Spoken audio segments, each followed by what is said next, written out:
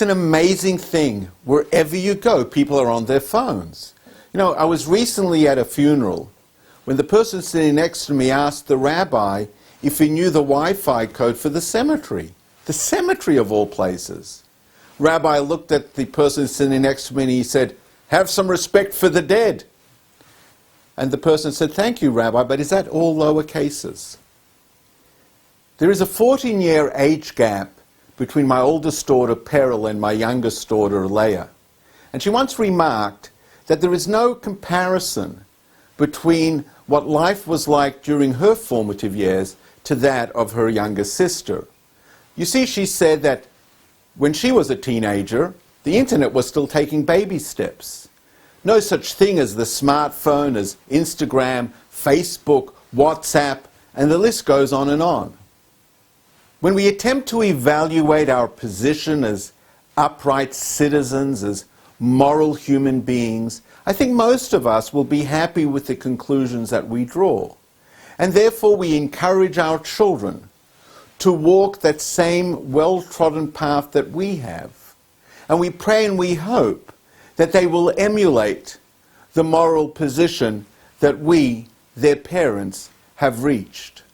But what we fail to realize is if the world is no longer the same world as we knew it when we were teenagers, then not necessarily will our children walking that same path arrive at that same destination.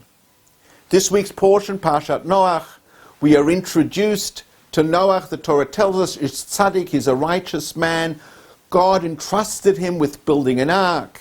He and his family were saved, and in a sense he became the father of the new world. Our rabbis also tell us that the year that they spent in the ark, it was as if they were living in the Garden of Eden. And therefore it comes somewhat as a surprise that we read when Noah comes out of the ark, he plants a vineyard, he produces wine, and then he gets drunk. A righteous man like Noah getting drunk, it makes absolutely no sense at all. Our rabbis tell us that God forbid that Noah wanted to become intoxicated. Noah knew the amount of wine that he could consume and still remain sober. But what he failed to realize was that the world that he had known prior to the flood was no longer the same world that he now knew. And the amount of wine that perhaps he could have consumed at one stage in his life, no longer would that allow him to remain sober. You know, when it comes to our business, I think we get it. You know, no one in their right mind would say, "Dad, great businessman. I'm just going to continue running the business as my father did." And even when we are running the business and it's successful, no one will say, "Well, I've always done it like this, I'll continue doing it like that."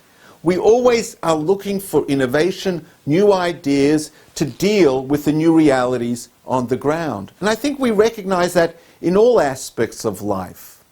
What we fail at times to recognize is when it comes to our moral standing. And this is true in most aspects of our lives. Where I think we fall short is when we speak about our moral barometer. In 1995, studies were done that showed that we possess what is referred to as mirror neurons. What that basically means is that if you see someone doing something, if you see someone expressing an emotion, then you, the person who's viewing it, in a sense, you too will experience that which you have seen the other person experiencing. And therefore, if you watch violent scenes, if you watch violent movies, then you could very well become a violent human being. We don't realize, or perhaps we do, with a few swift strokes on the keyboard, our children are exposed to things that only a few short years ago we had no idea that they even existed. And if that is the case, then we need to imbue our children with a level of holiness, with a sense of morality that we were never exposed to when we were at their age.